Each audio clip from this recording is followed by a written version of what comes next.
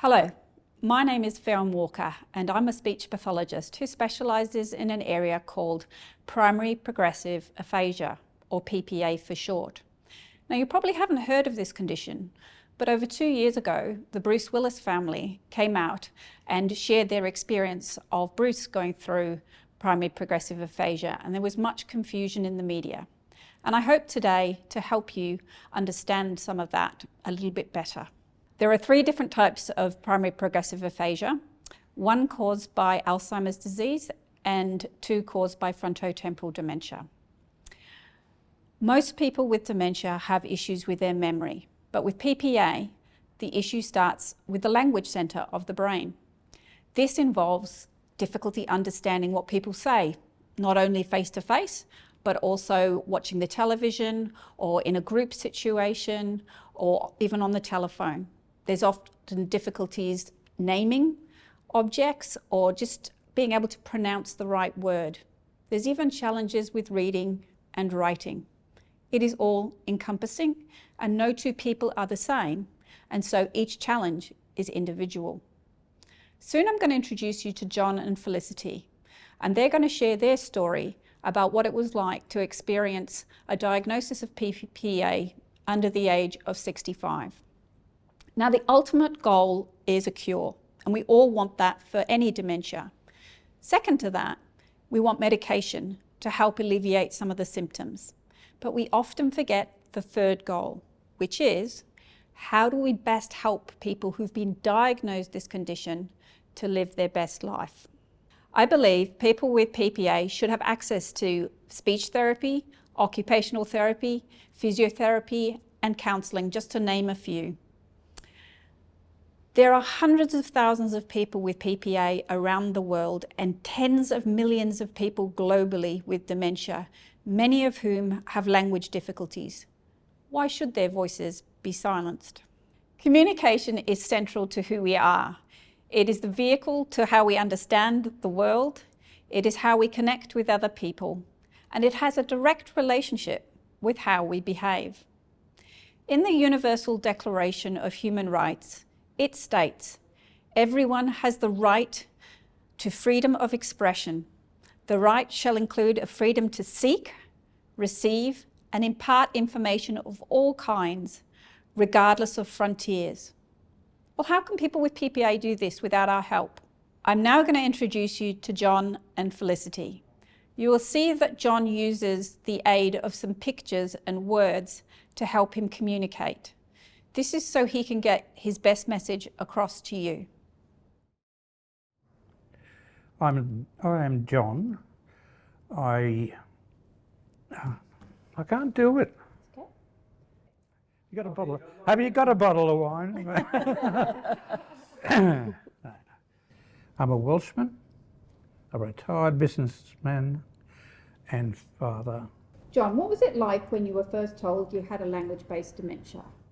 I was shocked, confused, and devastated. So what have you had to give up since you've been diagnosed?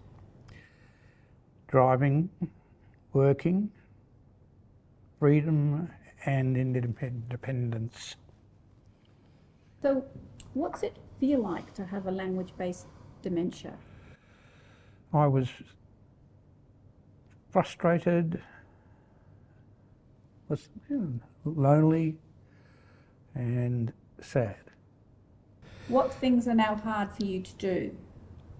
A lot of things. It's just painful all the way. Mm-hmm. Yeah. Reading, I don't read. Technology, which is frustrates, and meeting people. And what do you want to tell people listening today? I can do things, so many things that I don't get the chance to do it because my pride. I'm not an idiot and I need support. So Felicity, it must have been a tremendous shock to have John diagnosed with PPA under the age of 65. Can you tell me what that process was like? It was certainly delivered in quite an abrupt and sharp manner. Probably there was not many aids or sort of help or support given. It was really, it was quite shocking. It was shocking and devastating, and really I didn't know where to go next. So what happened after the diagnosis? We really got home. We just sort of looked at each other, and I really didn't know what to do, to be honest. We went to the GP. We did make an appointment with the geriatrician. The geriatrician put us onto a speech therapist, which was probably one of the best decisions that we made. I mean, we had to, the aged care process, there's quite a few different things to master, and not a lot of people to take you through all of those complicated things. So were you a bit surprised about how little support there was for yourself and John?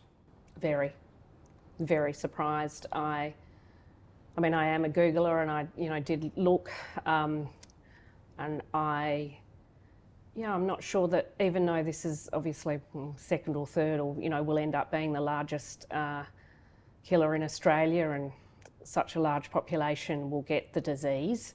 I think this piece right after diagnosis, and still while you might have 5 to 10 years of such a good life, is really underserviced. So people often think about dementia affecting the person, but how does it affect your relationship with each other? I mean, it has a huge impact. I suppose the life that you thought you were going to live, you're not living. You become, you're the partner, but you're a carer. The dynamics of the relationship change, how you seek happiness and satisfaction, and probably your dreams and desires need to be, I'm not saying you can't have fun and do a lot of great things, but you really do need to rethink what they are. You've just got to really be thoughtful about the things that will make John happy, and what we can and can't do.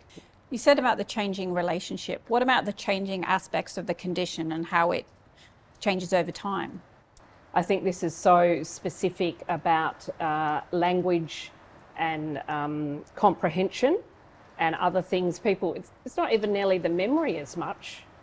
So I think people have a preconceived idea about what it is. So the things like socialising and meeting new people and enjoying those circumstances, which are really the things that we live for, particularly as we get older and when we're retired, they're harder, and that's hard. If you could finish today with one piece of advice or an insight that you've learned, what would it be? I think we need to get better at supporting people post-diagnosis, and more direction and of where to go or how to access people.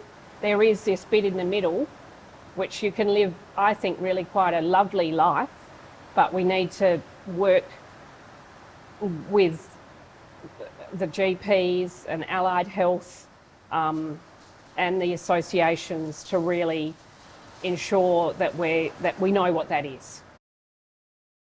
I would like to thank John and Felicity for bringing themselves forward today and being advocates for people with PPA. It takes a lot of courage to do that. In reading a book by Wendy Mitchell, she states in her memoir, "Dementia has a beginning and an end, and so much life to live in between. We can still give, we just might give in different ways." Let's make sure that people like John and Felicity have the access to the care that they need so they can continue to share their life with other people. Thank you.